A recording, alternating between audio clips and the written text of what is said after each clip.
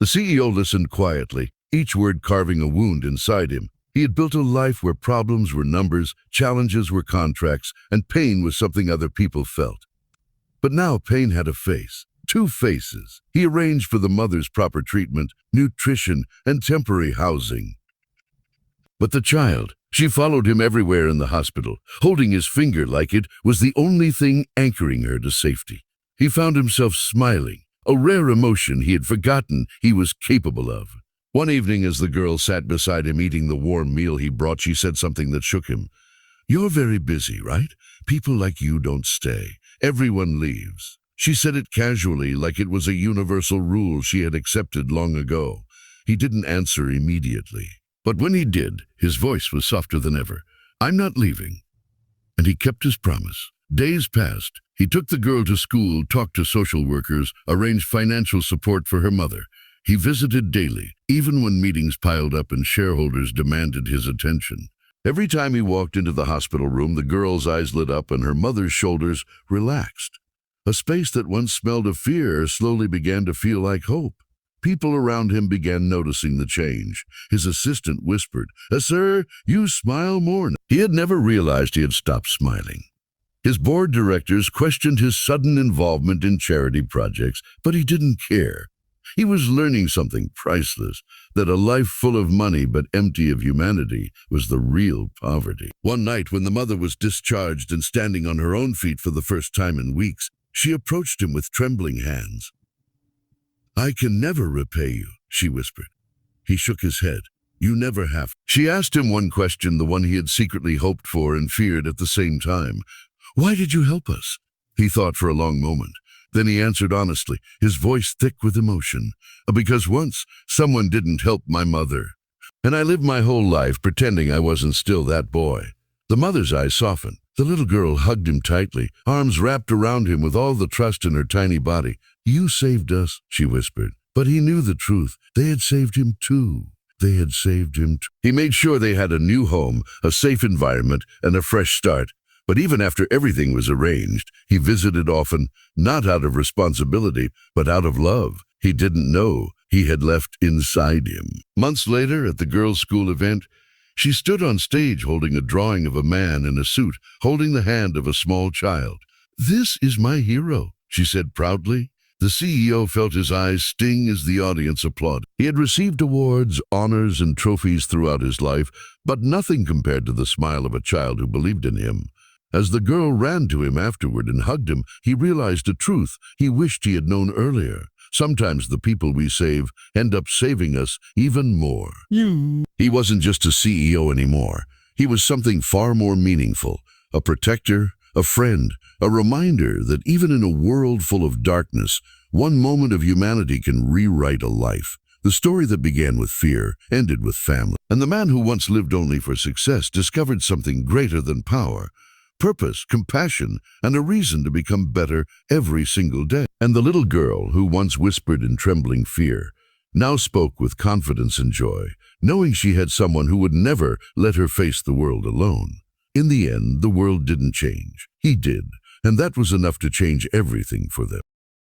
One rainy evening, the girl suddenly collapsed while playing on the floor of their living room. Her mother screamed, her voice breaking as she knelt beside her daughter. The girl wasn't unconscious, but she was burning with fever, her breath rapid and shaky. Without thinking, the mother called the CEO.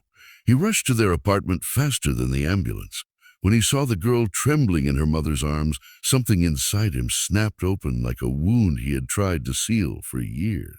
He carried the child himself, refusing to let paramedics touch her until she was safely placed in the ambulance. At the hospital, the little girl's fever rose dangerously high. The mother sobbed quietly in a corner, blaming herself. "I should have taken better care of her," she cried. "Huh." The CEO sat beside her. "She'll be okay," he said firmly, though his own hands trembled. They watched over the girl hour after hour, praying silently. Finally, near dawn, her fever broke. When she opened her eyes, the first person she saw was him. She weakly lifted her hand. He held it tightly. "I knew you would come," she whispered. He smiled through tears he didn't bother to hide. The incident changed something, not just in the girl, but in all three of them. The mother realized she didn't just trust him, she relied on him. The girl realized she wasn't alone in the world anymore. And the CEO realized that these two people were no longer strangers in need of help. They were family he had chosen without knowing when or how it happened. As months turned into seasons, their lives intertwined naturally. The mother regained her strength, found part-time work, and began studying online. The girl flourished in school, her drawings becoming brighter.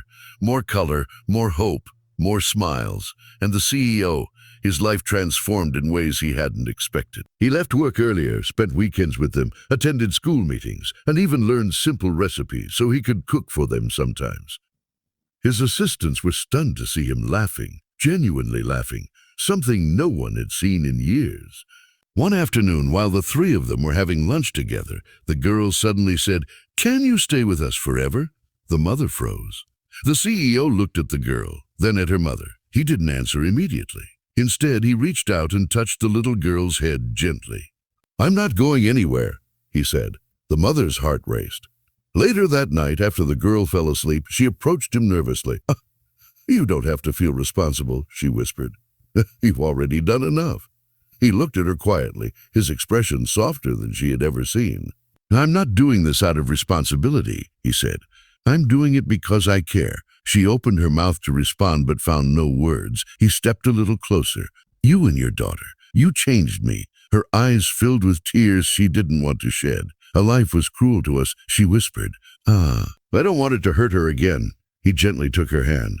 "As long as I'm here, she will never face the world alone again. And neither will you." The room fell silent, but it was a warm silence, one that wrapped around them like a promise. Neither of them spoke further, but something unspoken settled between them, something neither could deny anymore. Time continued its gentle march, healing old wounds and building new memories.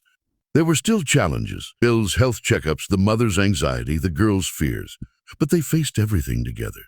And slowly, the girl began to smile more freely, laugh louder, and sleep peacefully without waking up in fear. One evening, as the sun set behind the city, painting the sky in shades of gold, the girl stood between them, holding both their hands. "We look like a family," she said innocently. The mother blushed. The CEO smiled quietly. The girl didn't wait for a response.